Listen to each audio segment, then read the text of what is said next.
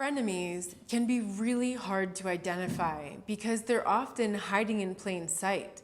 They can look like your support team because they might even help you sometimes, but it always comes at a cost. In this video, I want to talk about what are frenemies, how you recognize them, why maybe you didn't recognize that you had these frenemies until now, what you can do if you suspect that one of your friends is actually a frenemy, and then I'm going to give you some tips on what you can do when you're meeting new people to be able to discern if they're actually going to be friends or frenemies.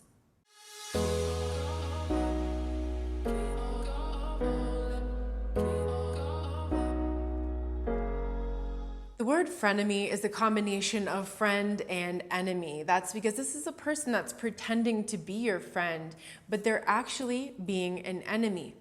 So what are some things that they'll do? They're going to criticize you a lot. So remember, this comes in overt and covert forms. If you haven't seen the video that I did on that, I'm going to put that link up here so you can see that. So there might be some very direct and clear ways that they're criticizing you, or it could be much more subtle. I've found that most frenemies come in that subtle form. That's even why it's so hard for you to notice that they're not really your friends. You'll notice that when you're down, they put you down. They make you feel worse in the moments when you're already down. Or maybe you're talking about something that's very difficult for you, a difficult situation, and they hear you on that. And then they immediately redirect to something else that they know is very painful in your life. That can be very subtle. That can be like you're talking to them about something difficult going on or whatever, and then all of a sudden they go, "So how's your mom?" And let's say maybe you're still in contact with your narcissistic mother and they know that is like the deepest point of pain for you. Maybe your frenemies will offer you some help. They'll give you a ride, they'll help you out with some situation, they'll buy you a dinner, they'll do something, some kind of love bombing, and then the devaluation, right? Because now you owe them according to them. So it looks like they're supportive sometimes, and that's the danger.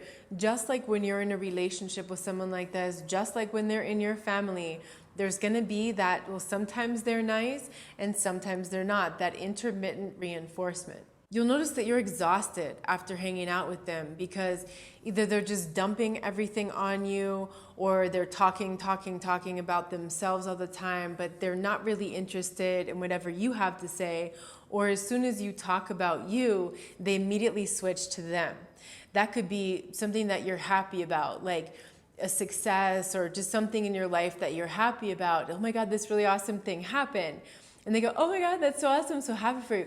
You know, like 10 years ago, this exact thing happened to me." And then the next like 10 minutes of that conversation is all about them and that thing. And they just blew right by what it was you said. Maybe this frenemy warns you about someone else.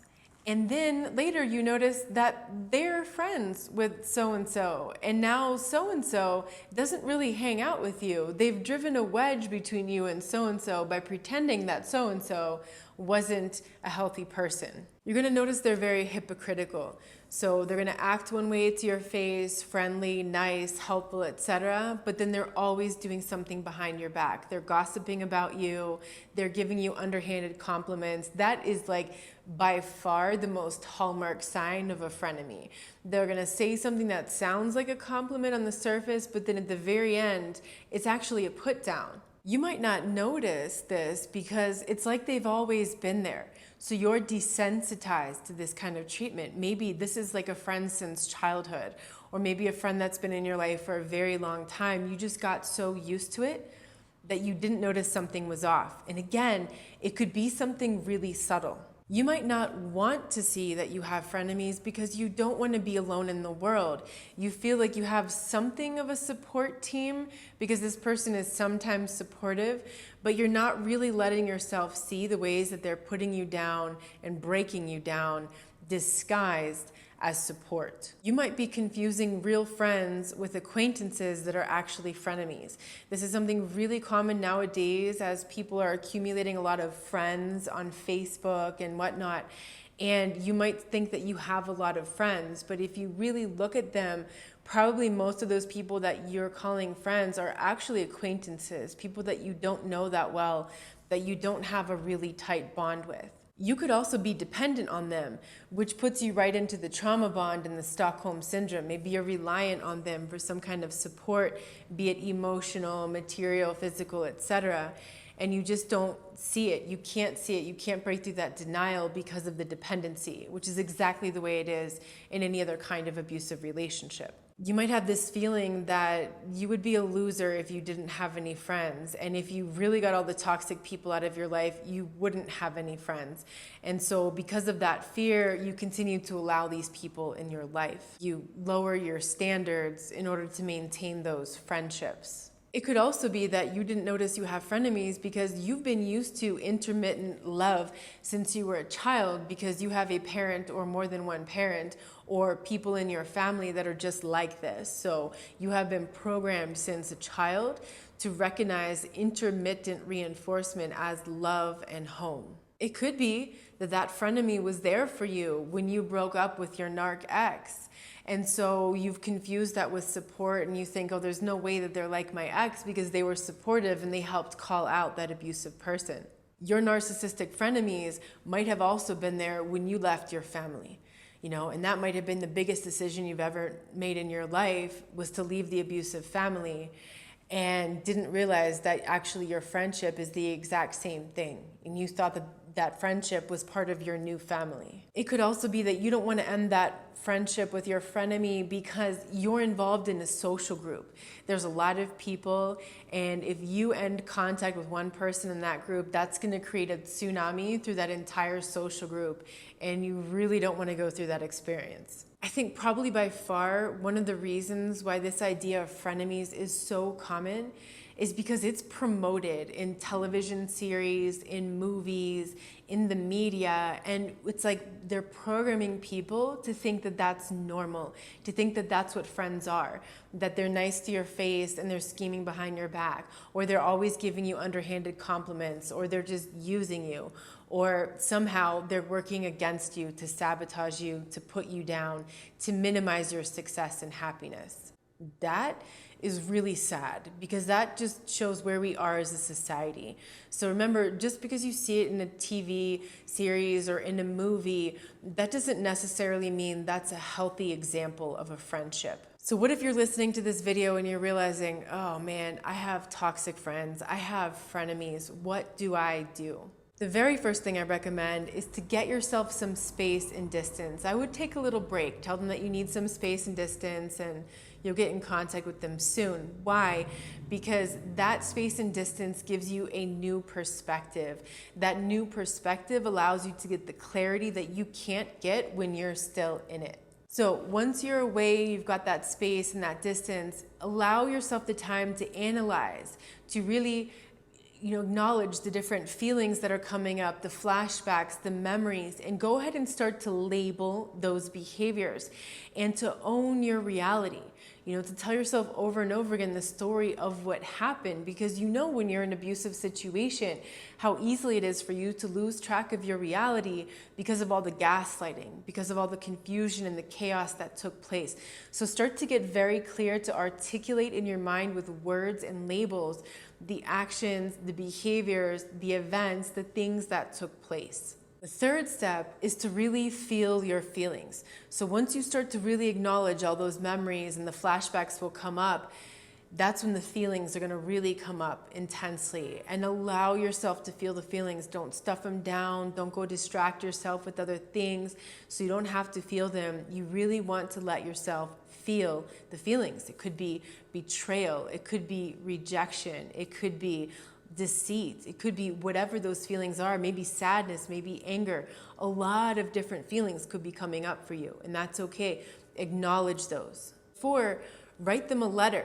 Now remember, you don't have to send this letter. You might choose to send it. You might choose to destroy the letter. You might choose just to keep it on your computer or something. But write a letter to this person expressing how you feel about the things that have transpired in your friendship. Number 5, reevaluate the kinds of values that you're looking for in a friendship. What matters to you in a friendship? Loyalty, emotional support, time together, respect for alone time. What are the values that most matter to you in a friendship? Get very clear, articulate, identify, and write those down. Number 6 is do a values juxtaposition. Take that list of values that you're looking for in a friendship and place those next to the friendship that you have with that person and ask yourself, do they match?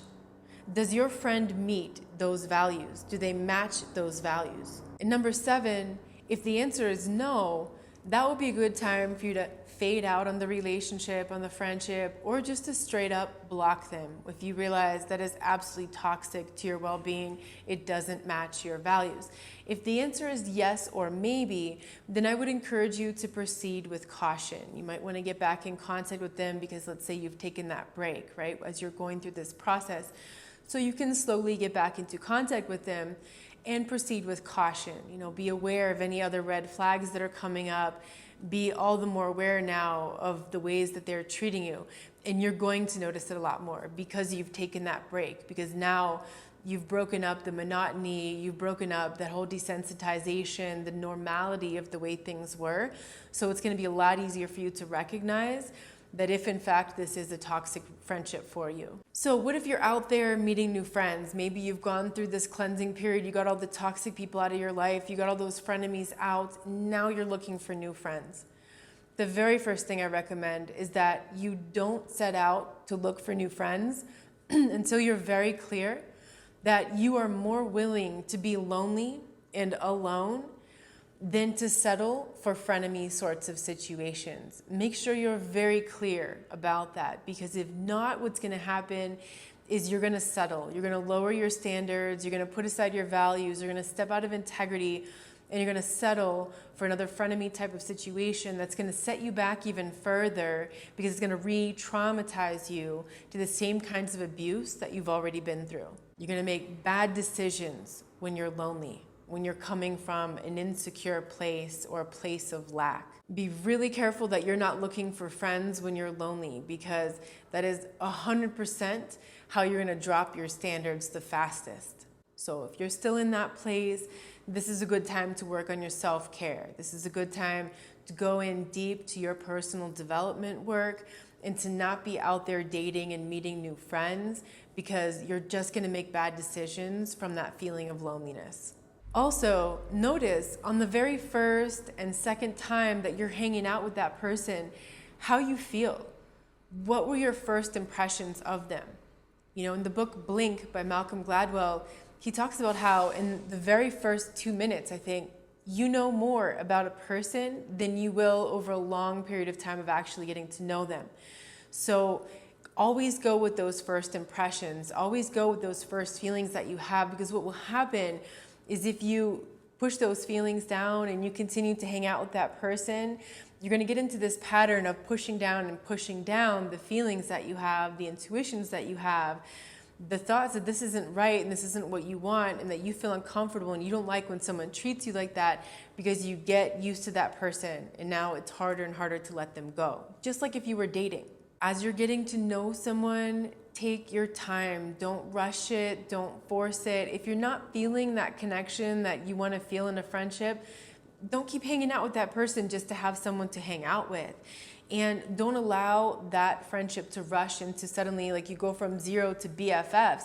That's not normal. That's just like when you start dating a manipulative, abusive person, they're going to rush you into that relationship with a lot of love bombing, a lot of intense contact. And then you're in there too deep before you know it. So allow the friendship to develop slowly over time. And finally, remember, you don't have to be friends with people just because they want to. Just because they're calling you or they're texting you or they want to hang out.